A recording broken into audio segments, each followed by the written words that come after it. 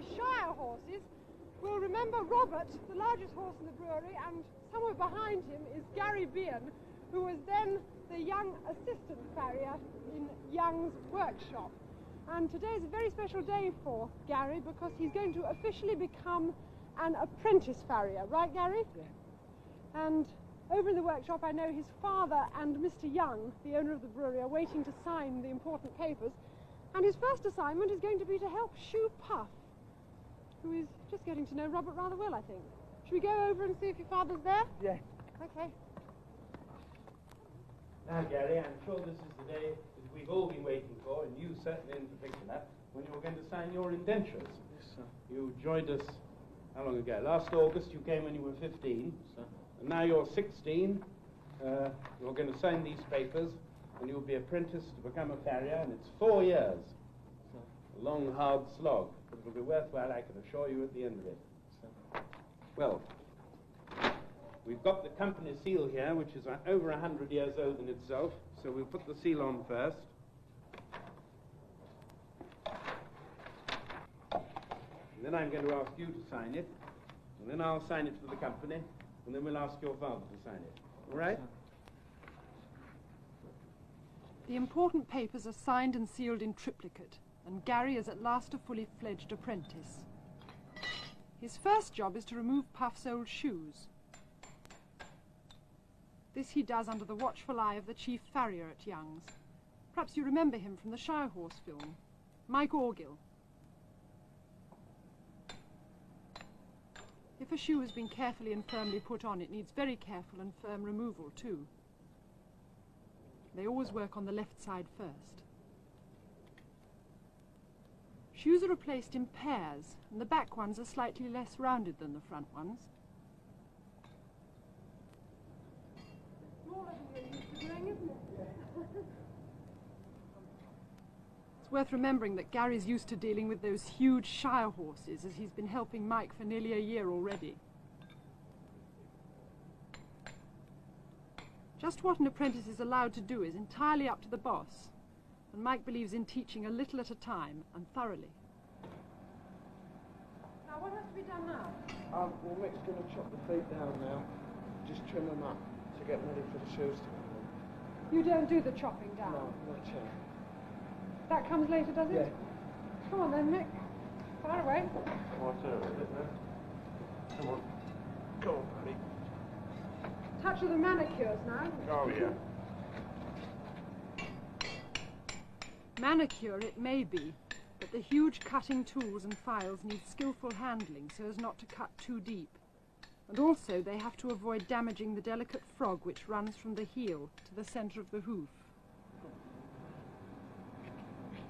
What happens? The feet grow? They're growing all the time, like your fingernails, you know, it's the best way to explain it, I suppose, you know. And of course you have to chop them down, if they get too long, they break. And then the shoe comes off with them? Well, yeah. The new pair of shoes were hand-forged especially for Puff by Mike. You'll probably remember that you can get a much snugger fit by burning the shoe onto the hoof before putting the nails in.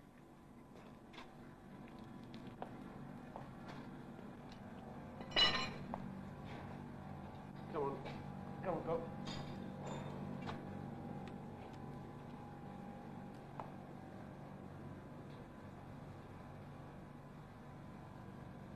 Ooh, doesn't it smell strong? Oh, you get used to this after a little while. That's almost an exact fit. Now, how on earth... You didn't measure it before you started making the shoe, did you? Well, I had a look at him. I wasn't cheated. I wouldn't have a look at his foot. So I didn't measure it, no. Come on. That's all your years of experience, I suppose. Yeah. Oh, boy.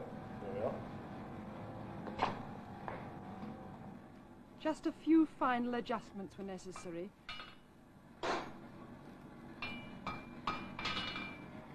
And then the shoe's plunged into water to cool down before it's finally nailed into place.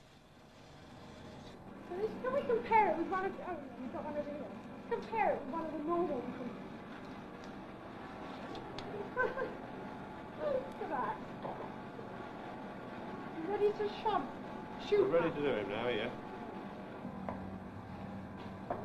Come on, Ed.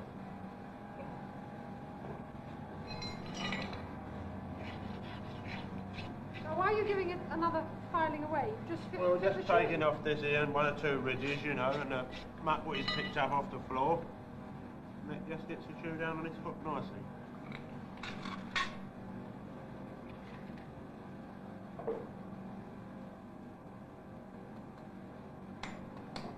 I remember you said from when you were shoeing the Shire horse that the burning doesn't hurt, but that doesn't hurt either, does it? The nail no. It's a bit disturbed by it.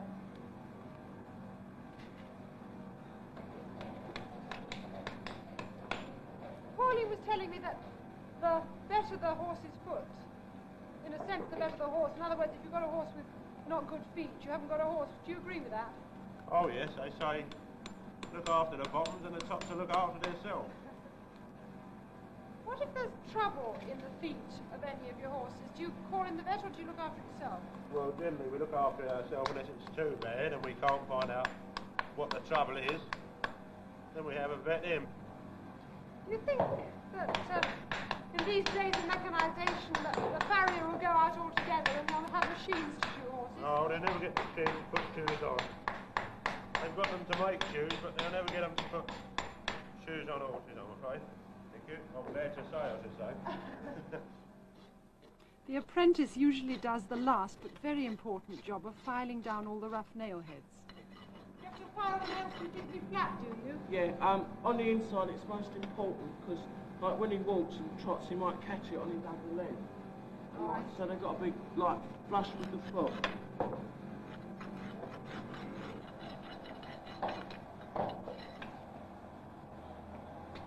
All done? Yeah, that's the lot now. No. Great. Pauline will be delighted. Oh! Hang on. Happen to be wearing a 4 for a Boy badge today. Thank you. Special for you. Right, thank you. Thanks a lot, Gary. Let's take her back. Feel better? You're going to shoe Robert now? Yeah. Okay. Bye-bye. Bye-bye.